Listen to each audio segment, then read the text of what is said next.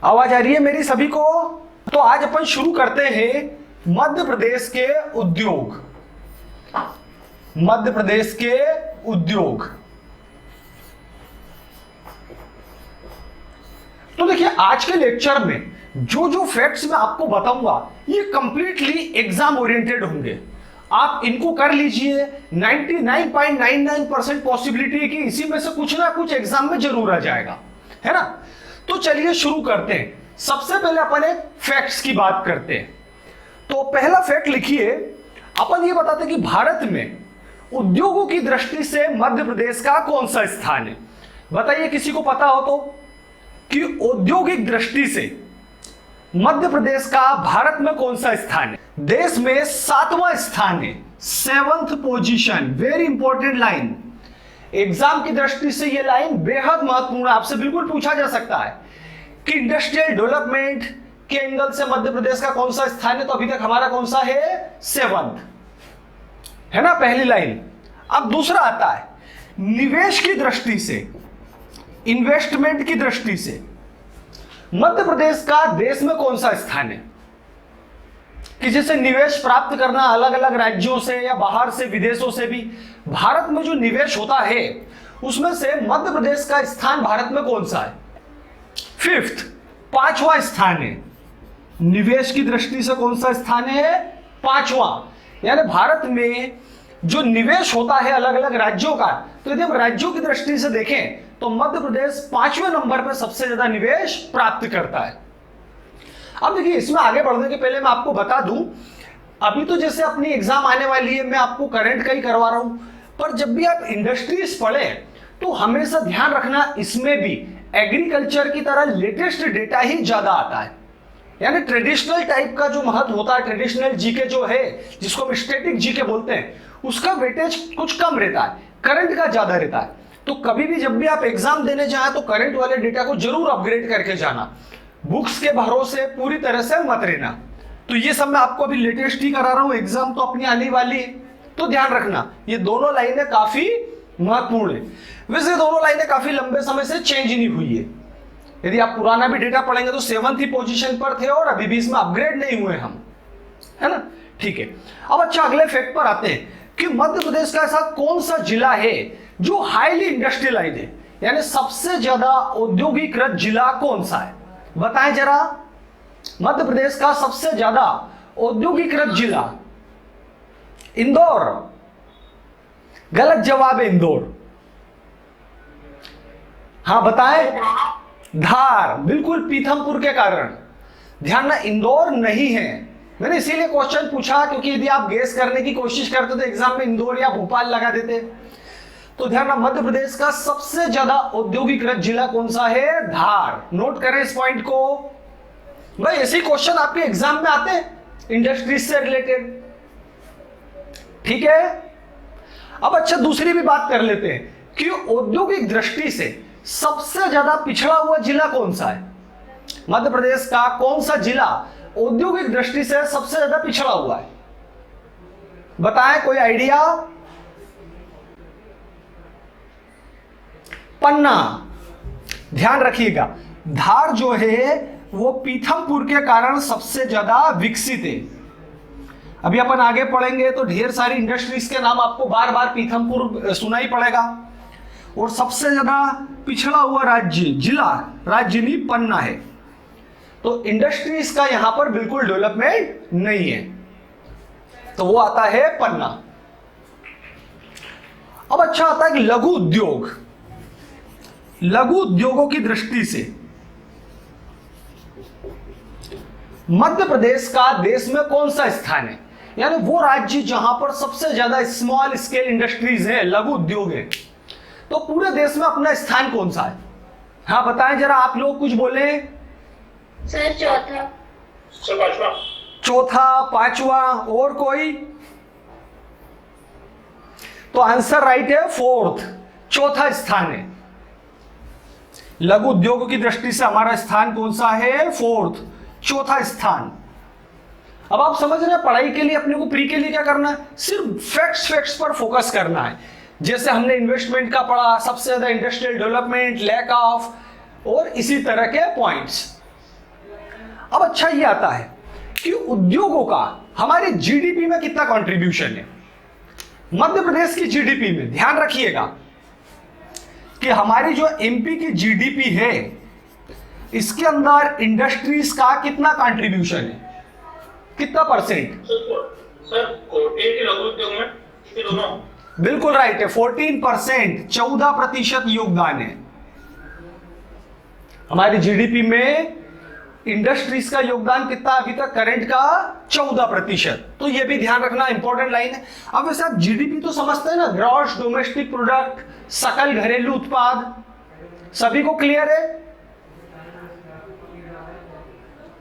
GDP समझते हैं ना आप? जीडीपी क्या? चलो मैं शॉर्ट में बता देता हूं। देखो जीडीपी का मतलब क्या होता है, अपन एमपी की बात कर रहे हैं, तो हमारे राज्य के अंदर एक साल में जितनी भी वस्तुएं बनाते हैं हम, जितनी भी चीजें हम बनाएंगे, छोटी से छोटी और बड़ी से बड़ी, है ना, उन सबको जब बाजार में बेचा जाएगा तो जितना भी पैसा हमको टोटल मिलता उसका योग, उसका सम क्या कहलाता है? जीडीपी। उसकी परिभाषा ये रहती है कि एक साल के अंदर किसी देश में उत्पादित कुल वस्तुओं और सेवाओं का अंतिम मौद्रिक मूल्य। तो ध्यान रखना इसके अंदर गुड्स भी शामिल होंगे और सर्विसेज भी शामिल होगी, ये आप ध्यान रखिएगा। तो जीडीपी में कंट्रीब्यूशन कितना है? 14%। ऐसे के ऐसे फैक्ट्स आपको बिल्कुल दिमाग में रट के रखना है ना, ऐसा गैस करने की बात यहां पर कमी रहती है। चलिए अपन आगे चलते हैं। लगभग हमारे राज्य में कितनी छोटी बड़ी इंडस्ट्रीज होगी सब मिलाकर? छोटी बड़ी सब मिलाकर मध्य प्रदेश में कुल कितनी इंडस्ट्रीज है टोटल? कुछ आइडिया आपको? तो नोट कर लीजिए 20,000, 20,000 के लगभग छोटे और बड़े सब उद्योग मिलाकर, यानी स्मॉल स्केल, मीडियम स्केल और लार्ज स्केल सब मिलाकर मध्य प्रदेश में कुल कितने उद्योग हैं? 20,000।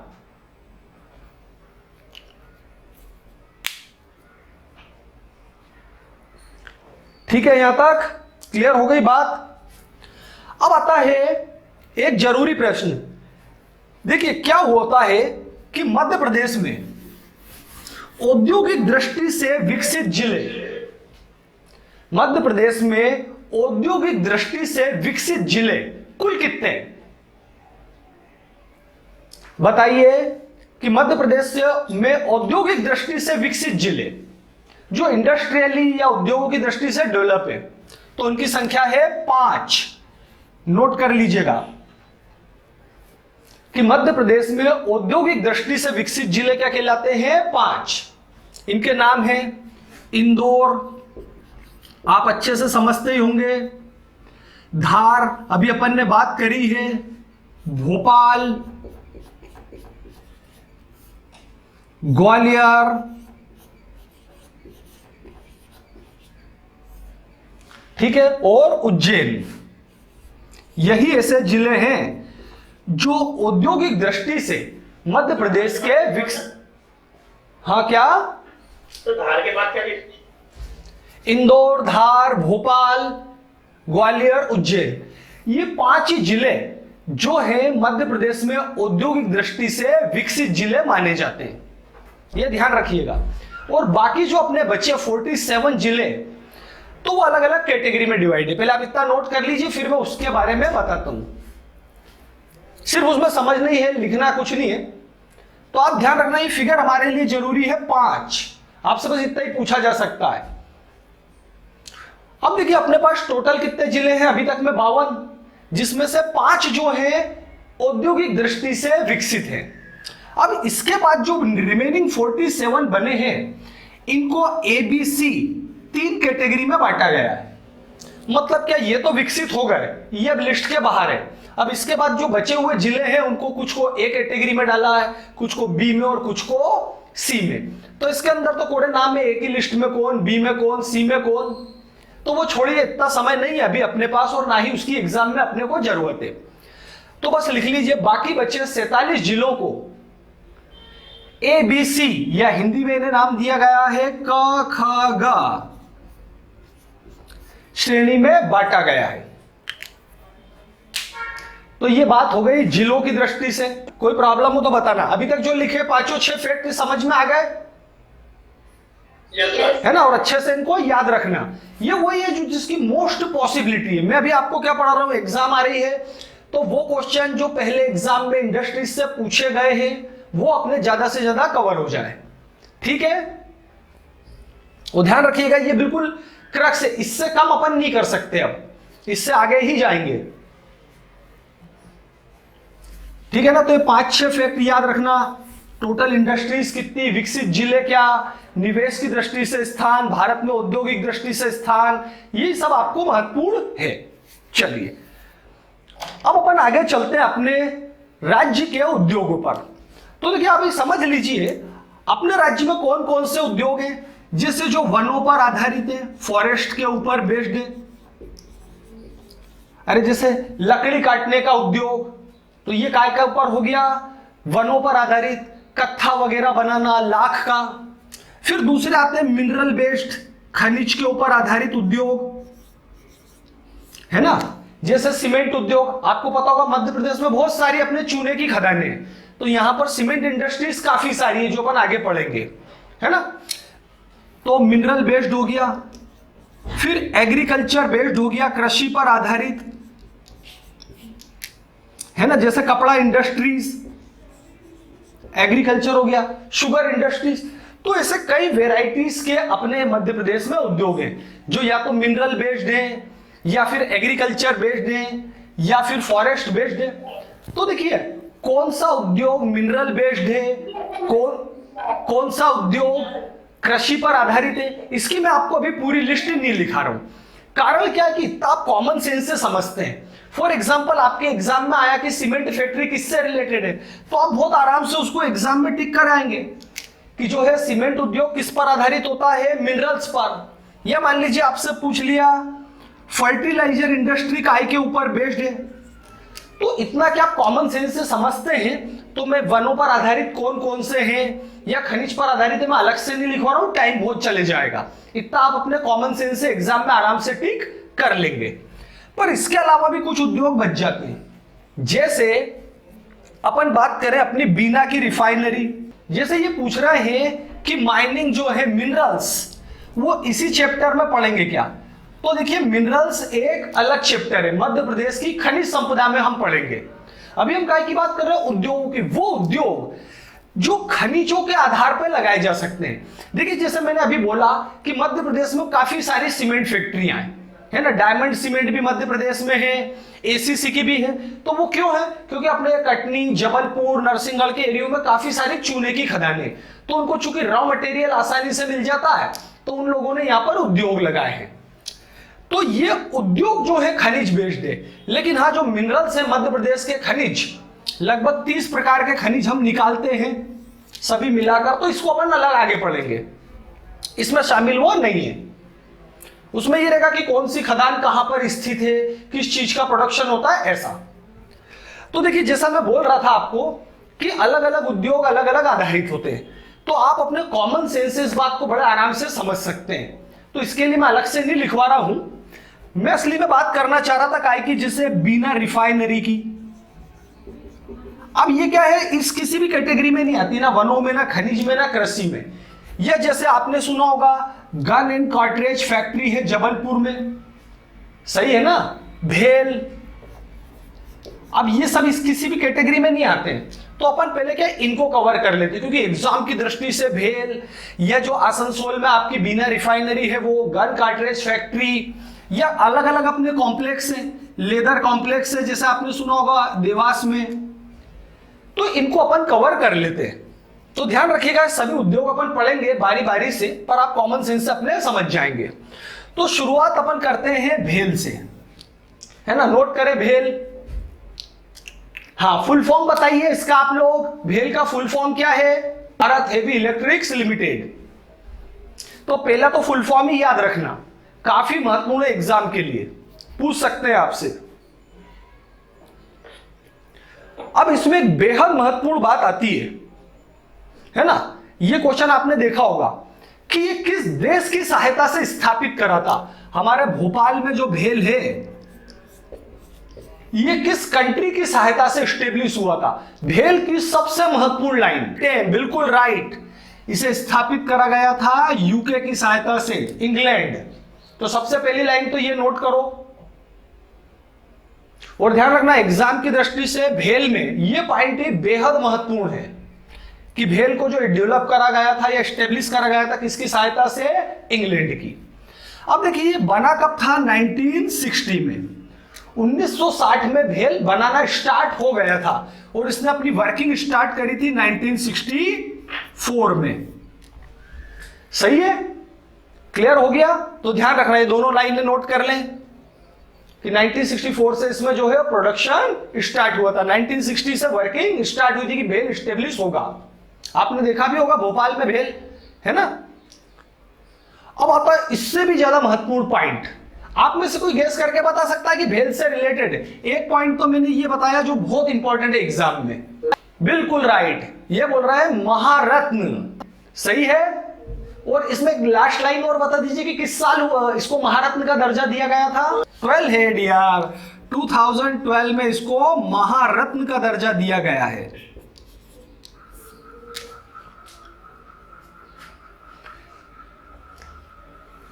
तो ये दूसरी लाइन है, और इसका वेटेज क्यों बढ़ जाता है कि ये मध्य प्रदेश की एकमात्र महारत्न कंपनी है।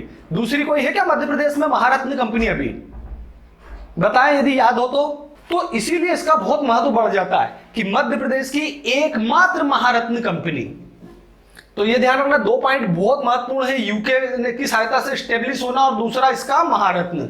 अब यदि आपको घुमाना चाहे वो एग्जाम में तो हो सकता है ईयर पूछ ले, ये क्वेश्चन ऐसे ही बनेगा कि बताइए मध्य प्रदेश की एकमात्र महारत्न कंपनी कौन सी है। तो आदमी वहां थोड़ा कंफ्यूज होने लगे एग्जाम में। बस ये इतना सा याद कर लो, भेल में इससे ज्यादा आपने को कुछ जरूरत नहीं पड़ेगी, ठीक है ना। चलिए अब अपन चल लेते हैं नेक्स्ट इंपॉर्टेंट कैटेगरी पर, अपनी बीना रिफाइनरीज। नो हेडिंग डालें।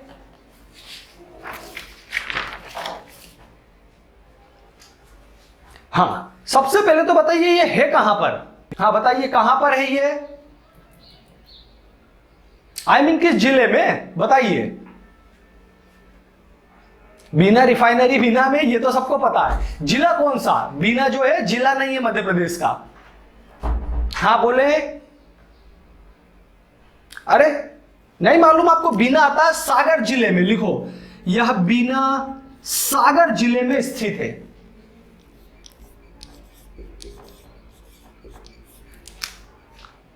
ठीक है। अब देखिए ये तो काफी पुरानी है। अच्छा, इसमें महत्वपूर्ण यह बात आती है, अब इसको किसकी सहायता से स्टेब्लिश करा था अपन ने? बीना रिफाइनरी किस देश की सहायता से स्टेब्लिश की गई थी? हाँ बताएं।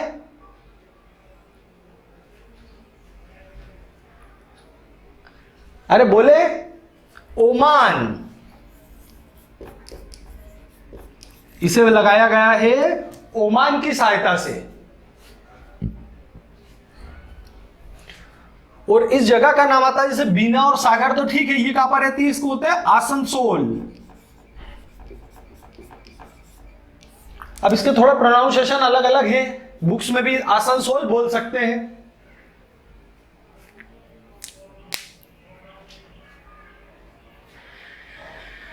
ठीक है यहां तक। और इसमें एक और लाइन आ जाती है कि 2011 में इसे राष्ट्र को समर्पित किया गया था। वैसे 2011 के पहले से भी थी, अपग्रेड हो गई है। तो 2011 में मनमोहन सिंह जी आए थे, उन्होंने जो है इसको राष्ट्र को समर्पित किया था। तो ये भी नोट कर लेना। वैसे दो लाइनें बहुत महत्वपूर्ण है, एक तो ये सागर जिले में स्थित है और किसके नाम से, किसकी सहायता से लगाई है? ओमान। चलो अब एक और महत्वपूर्ण लाइन आ जाते हैं, पेट्रोकेमिकल इंडस्ट्री। Petrochemical industry. अब ये दोनों को रिलेटेड है, इसलिए मैं आपको करवा रहा हूं। अभी अपन ने बात करी बीना रिफाइनरी की, जहां पर पेट्रोल को जो है प्यूरिफाई करते हैं। अब आती है कोई पेट्रोकेमिकल, ये कहां पर है? मध्य प्रदेश में पेट्रोकेमिकल इंडस्ट्री कहां पर है? बहुत इंपॉर्टेंट लाइन है एग्जाम के हिसाब से। मुरैना, ध्यान रखिएगा, ये क्या है? मुरैना में पेट्रोकेमिकल इंडस्ट्री, मुरैना। और इसका बड़ा मेरिट क्या है, आपने सुना होगा मथुरा में है पेट्रोकेमिकल इंडस्ट्री, वेरी फेमस है ना, मथुरा में, उत्तर प्रदेश में, ठीक है कि नहीं। तो ये उसी तरह का बेस्ड है, यानी दोनों की फंक्शनिंग जो है, काम जो है सेम है, तो ये उसी तरह की मथुरा पर ही बेस्ड है। तो पेट्रोकेमिकल इंडस्ट्री कहां पर है, मध्य प्रदेश में, मुरैना में। ये लाइन बहुत ध्यान रखना, ये दोनों ही मैंने आपको करा दिया, बीना वाला भी और मुरैना का भी।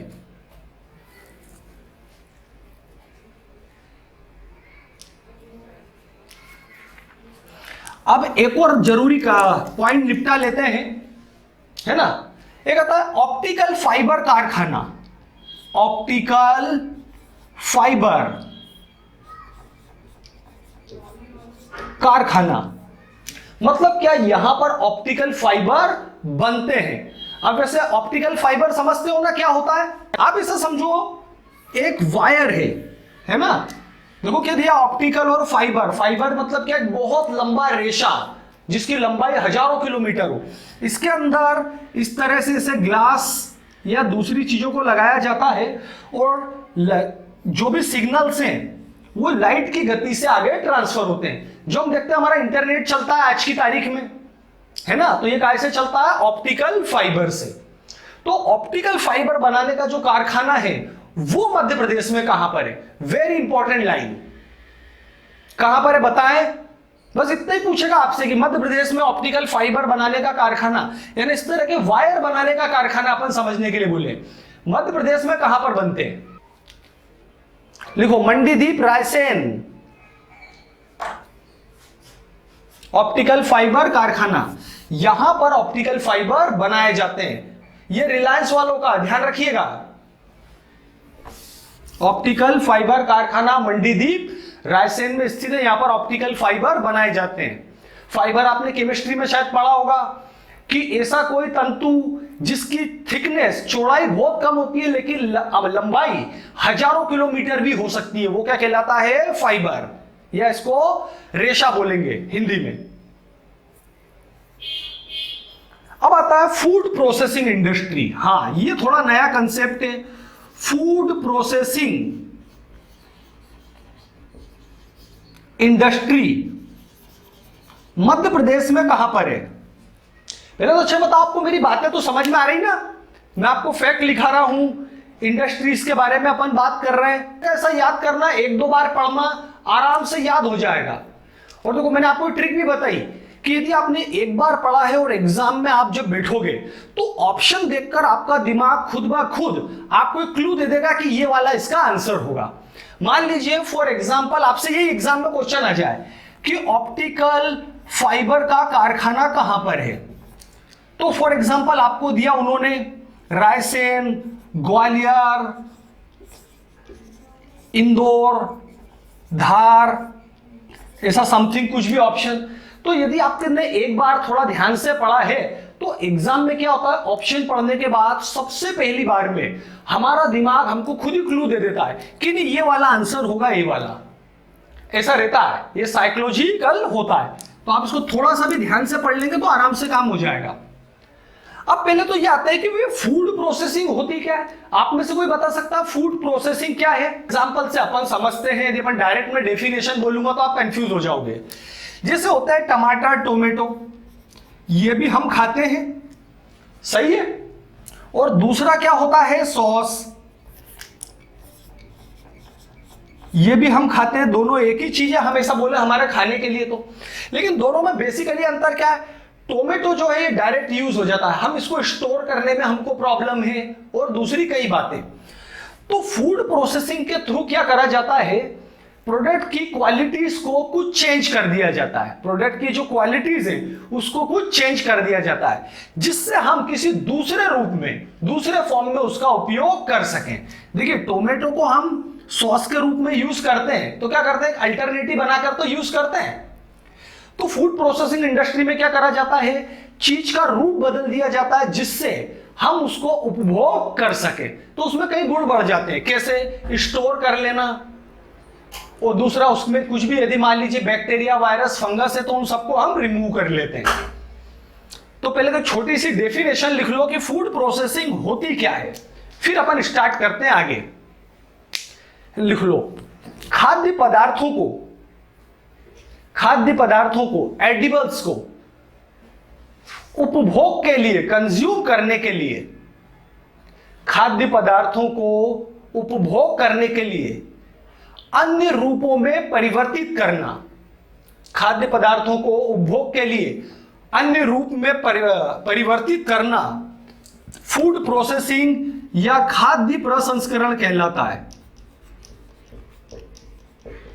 यह आपको फुल डिटेल में भी पढ़ना पड़ेगा आगे, अभी तो अपन सिर्फ इंडस्ट्रीज की बात कर रहे हैं।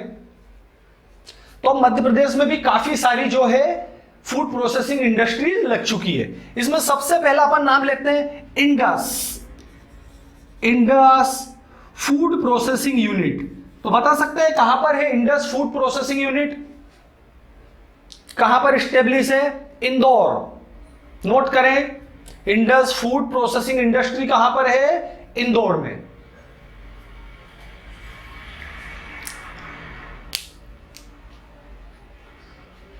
अब आता है सबसे महत्वपूर्ण लाइन कि मध्य प्रदेश की सबसे पहली फूड प्रोसेसिंग इंडस्ट्री कहां पर स्टेब्लिश करी गई थी? मध्य प्रदेश की सबसे पहली फूड प्रोसेसिंग इंडस्ट्री कहां पर लगाई गई थी? यह लाइन बेहद महत्वपूर्ण है। इंडस चूंकि काफी फेमस है इसलिए मैंने आपको लिखवा दिया। हां बताएं कहां पर लगाई गई थी? कसरावद खरगोन। नोट करो, कसरावद खरगोन। कसरावद आपने नाम सुना होगा, सुना है कि नहीं बताएं? ये ऐतिहासिक स्थानों में भी आता है कसरावद। कसरावद के आगे ही आप जाओगे, खरगोन से जब कसरावद होते हुए ये उन नाम की जगह आएगी। आपको बताया था उन पावापुरी, मैंने ये पढ़ाए थे जब आपको मध्य प्रदेश के ऐतिहासिक स्थल, तब भी बात करी थी। तो आप खरगोन से जब उन जाओगे तो रास्ते में ये पड़ता है। तो यहां पर रोड के आइट साइड में ढेर सारे प्राचीन मंदिर आपको मिलेंगे, जो कि आर्कियोलॉजिकल सर्वे ऑफ इंडिया जो है उनको अब रिपेयर भी कर रहा है। ये स्थिति है। कसरावद ऐतिहासिक शहर है, ढेर सारे पुराने मंदिर और बहुत सारे जो है बौद्ध स्तूप वगैरह आपको देखने को मिलेंगे। मैंने आपको बताया था ये बात जो अभी बोल रहा हूं, मैंने आपको जब भी बताई थी जब मैंने मध्य प्रदेश के पर्यटन धार्मिक स्थल पढ़ाए थे। देखने जाना है इसको। चलो यहां तक हुआ, ये दोनों लाइन नोट हो गई। कसरावद खरगोन में सबसे पहला food processing industry Madhya Pradesh की लगाई गई थी। चलिए अब नाम भी पूछते हैं क्या इंडस्ट्री है? नहीं, नाम नहीं है, ये प्राइवेट सेक्टर के रहते हैं इसलिए नहीं आता। इंडस का नाम इसलिए लिखा है, फेमस बहुत है और इंदौर में ही है। हीरा परिष्करण केंद्र, हीरा परिष्करण केंद्र ये कहां पर है? हीरा परिष्करण केंद्र। हीरा परिष्करण केंद्र से कहने का मतलब क्या? यहां पर हीरे आएंगे, उनकी कटिंग करी जाएगी और उनकी पॉलिशिंग होगी। तो देखिए अभी तक क्या होता था, सबसे ज्यादा काम कहां पर होता था? गुजरात के सूरत में, आपने सुना होगा, है कि नहीं? तो हीरा परिष्करण केंद्र, हाँ बोलते रहा करें। तो हीरा परिष्करण केंद्र, ध्यान रखना मैंने अभी बोला है हीरा, रत्न नहीं बोला है। आप कंफ्यूज मत हो जाना, मैं आगे पढ़ाऊंगा रत्न के बारे में। अभी मैं क्या बोल रहा हूं? हीरा परिष्करण केंद्र। और हीरा परिष्करण केंद्र से मतलब कहने का क्या है कि यहां पर हीरो की कटिंग होगी, पॉलिश होगी, उनको कमर्शियल यूज करने लायक बनाया जाएगा। तो ये कहां पर है? तो ये है धार में, तुम्हारा पीथमपुर धार।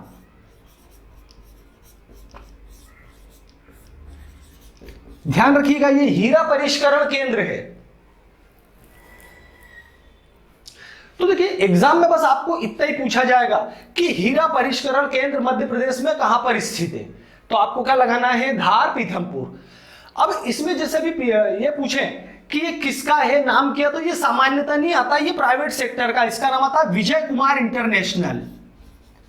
विजय कुमार इंटरनेशनल इसकी इंडस्ट्री का नाम है, प्राइवेट सेक्टर का है। तो ये अपने को इस नाम से मतलब नहीं है, बस अपने को क्या होता है लोकेशन से मतलब रहता है, जो अपनी परीक्षा में अभी तक पूछा गया है। अब यदि मान लीजिए आने वाले टाइम में वो नाम भी पूछने लगे तो फिर अपन आगे और पढ़ेंगे। तो ध्यान रखिएगा, आप जगह का नाम याद रखें, पीथमपुर धार में है और यह मध्य प्रदेश का सबसे बड़ा प्लस एकमात्र हीरा परिष्करण केंद्र है। अब ये एकमात्र है तो सबसे बड़ा यही हो गया, है ना। आप बस ये जगह ध्यान रखना, इनकी पर्टिकुलर नाम की जरूरत अभी अपने को एग्जाम में नहीं है। अब दूसरा लिखवाई देता हूं मैं, रत्न परिष्करण केंद्र। अब मैं इन दोनों को साथ में इसलिए ले रहा हूं कि आप कंफ्यूज नहीं हो जाए। मेरे ख्याल से रत्न परिष्करण केंद्र को तो आप जानते होंगे, कहां पर है? जबलपुर। अरे पढ़ा है आपने, जबलपुर। ये कहां पर है? जबलपुर में। क्लियर? याद आ गया कि नहीं? अब आप शायद, मेरे ख्याल से अब याद आ गया होगा जबलपुर सुन के आपको, ठीक है कि नहीं?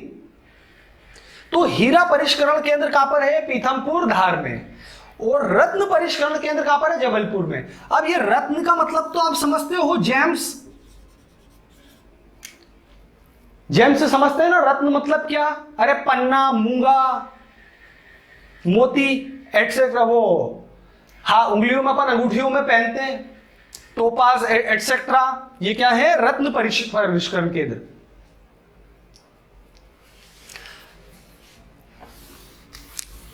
अब एक और अपन जरूरी चीज कर लेते हैं, राजा रमन्ना। राजा रमन्ना नाम सुनने में आया? राजा रमन्ना सुन के कुछ याद आने लग गया आपको कि नहीं आया? अरे बोले, Raja Ramanna centre for advance technology. आप नोट कर लो, Raja Ramanna centre for advance technology. ये कहां पर है?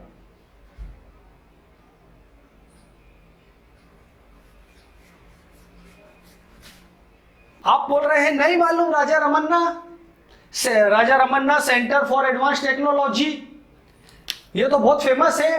देखिए, ये जो है वर्ल्ड का, पूरे वर्ल्ड का तीसरे नंबर का रिसर्च सेंटर है और एशिया का पहला। अच्छा, मैं थोड़ी हिंट देता हूं। कैट, आप समझ में आया? यह शब्द सुना होगा, इंदौर के लोगों को तो मालूम होना चाहिए कैट। देखो, ये जो है ओरिजिनली लेजर पर रिसर्च सेंटर है। लेजर रिसर्च सेंटर लिख लो। ये विश्व का तीसरा और एशिया का पहला लेजर रिसर्च सेंटर है। यहां पर लेजर बनाए जाते हैं, लेजर, LASER।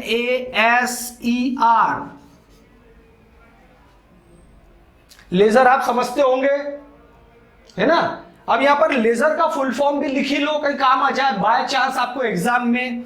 लिख लो, light amplification, light amplification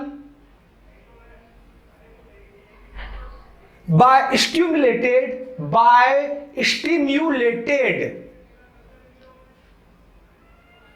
stimulated emission of radiation, by stimulated emission of radiation। ये भी आप लेजर का फुल फॉर्म जीके में याद करके रखना, काम आ सकता है कभी। Raja Ramanna centre for advance technology, इसको कैट के नाम से जाना जाता है, सेंटर फॉर एडवांस टेक्नोलॉजी ऐसा बोलते हैं। कैट मतलब क्या? Centre for advance technology.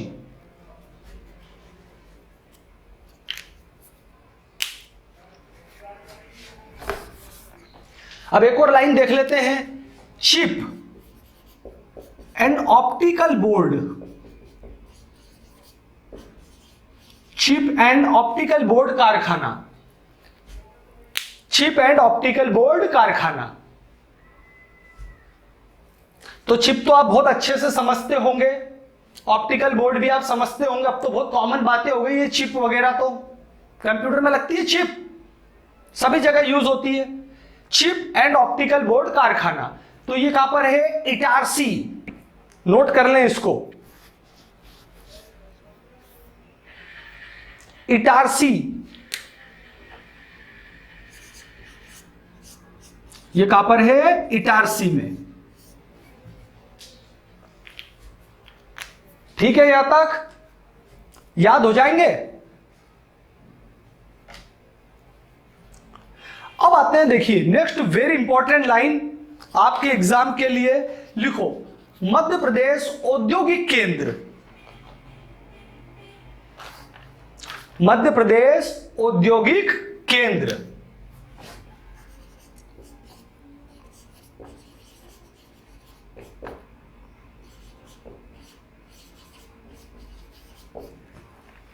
तो सबसे वेरी इंपॉर्टेंट लाइन जो पहली आएगी कि मध्य प्रदेश में कुल कितने औद्योगिक केंद्र हैं।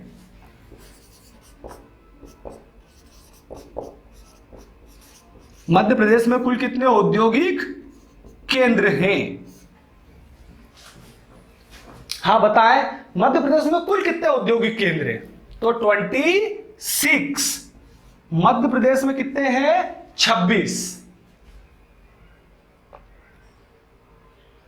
क्लियर हुई बात है ना? बोले, याद हो जाएगा कि मध्य प्रदेश में कितने औद्योगिक केंद्र हैं? 26। Yes sir. औद्योगिक केंद्र बोला है मैंने, हाँ ध्यान रखना, औद्योगिक पार्क नहीं तो आप कंफ्यूज हो जाओ, वो अलग है, अपन अभी बात करेंगे उसके बारे में इसके बाद। तो मध्य प्रदेश में कितने औद्योगिक केंद्र हैं? 26। अब इसमें ध्यान रखना 6 जो है वो सेंट्रल गवर्नमेंट ने उनको रिकॉग्नाइज किया हुआ है। सेंट्रल गवर्नमेंट ने क्या करा? इनको रिकॉग्नाइज भी करा है, इनको सेंट्रल गवर्नमेंट की भी मान्यता, यानी स्टेट गवर्नमेंट के तो हैं लेकिन साथ ही साथ सेंट्रल गवर्नमेंट के भी उसमें रिकॉग्नाइज है, मान्यता है। तो ये नोट कर लो कि जिसमें से 6 जो है सेंट्रल गवर्नमेंट द्वारा रिकॉग्नाइज्ड है। अब देखिए ये जो 6 हैं, पहले मैं आपको लिखवा देता हूं, फिर उसके बाद मैं आपको समझाता हूं क्या करना है। तो नोट कर लीजिए, पहला है पीथमपुर धार, पीथमपुर धार में। दूसरा लिखें मेघनगर, मेघनगर कहां आता है? मेघनगर झाबुआ। दूसरा लिखें मेघनगर झाबुआ। तीसरा लिखें मनेरी, मनेरी। मेघनगर झाबुआ भी नोट कर लो, मनेरी मंडला। फिर पुरैना, पुरैना, पन्ना, पुरैना बिल्कुल राइट है, पन्ना।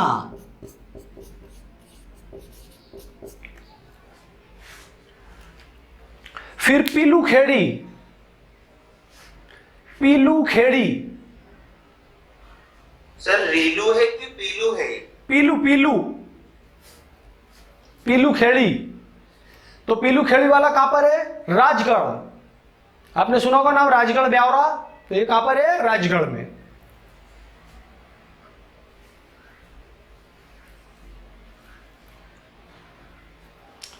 फिर लास्ट लिखो मालनपुर, मालनपुर, भिंड सर। भिंड, मालनपुर भिंड।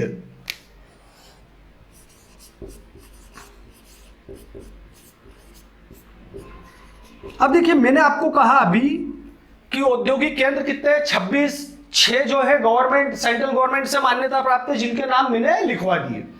तो देखिए ये तो आपको याद रखना ही है कि मध्य प्रदेश में कितने औद्योगिक केंद्र हैं? 26।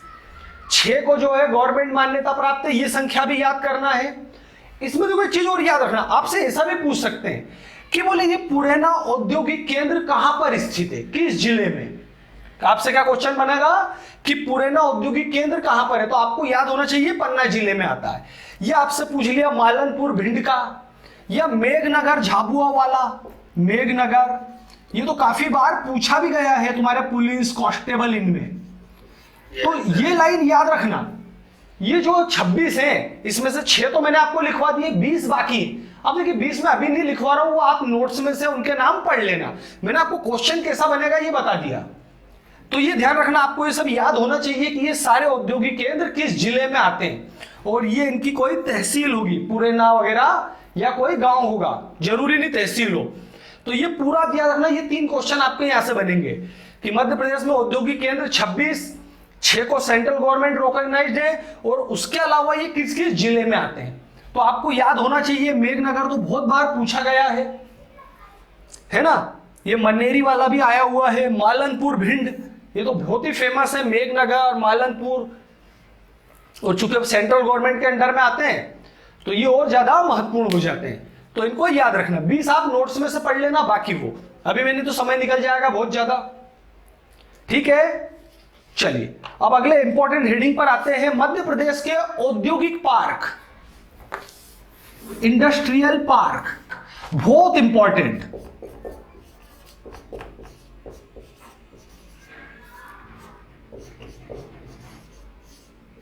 है ना, मध्य प्रदेश के औद्योगिक पार्क। हाँ, बता सकते हैं अपने यहां पर कहां पर जो है औद्योगिक पार्क स्थित है। चमड़ा कॉम्प्लेक्स, चमड़ा कॉम्प्लेक्स,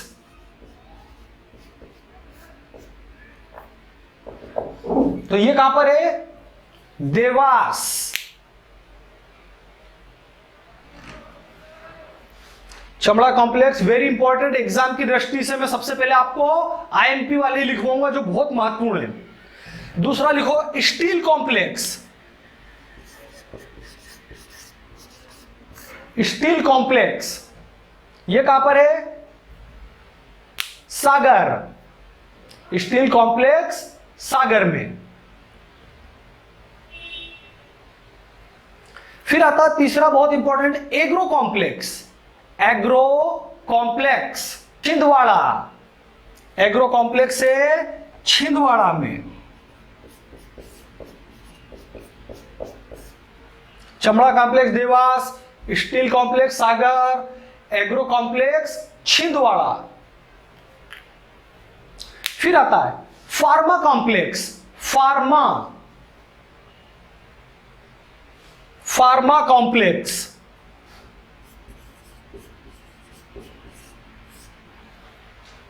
यदि ये एग्जाम में आ गया ना तो आई थिंक बहुत सारे लोग इसको तो कर ही नहीं पाएंगे।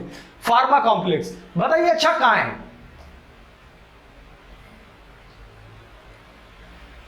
बेटमा धार, बेटमा, फार्मा कॉम्प्लेक्स कहां पर है? बेटमा धार में।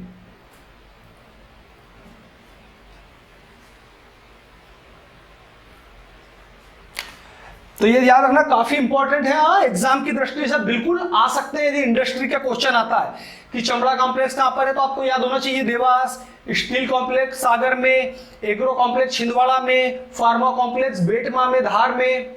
फिर आता है प्लास्टिक कॉम्प्लेक्स, प्लास्टिक कॉम्प्लेक्स,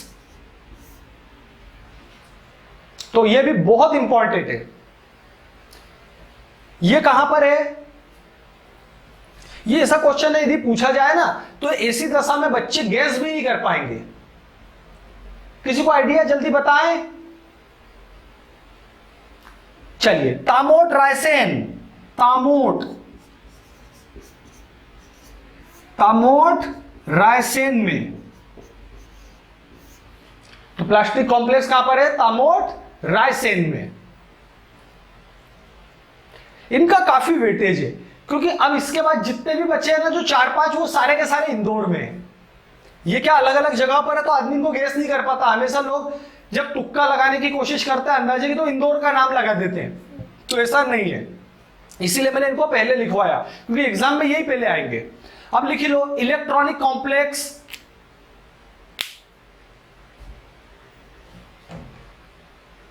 तो ये कहां है? इंदौर। इलेक्ट्रॉनिक कॉम्प्लेक्स कहां है? Indore. Readymade complex, readymade complex, तो अगेन इंदौर।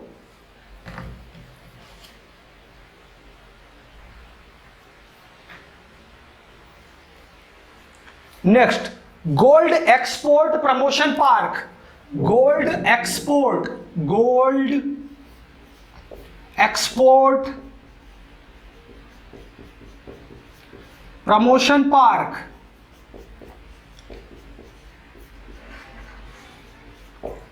तो ये भी कहां पर है?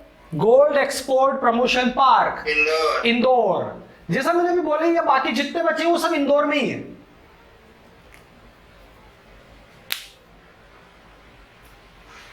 Last, James and jewellery park, James and jewellery park.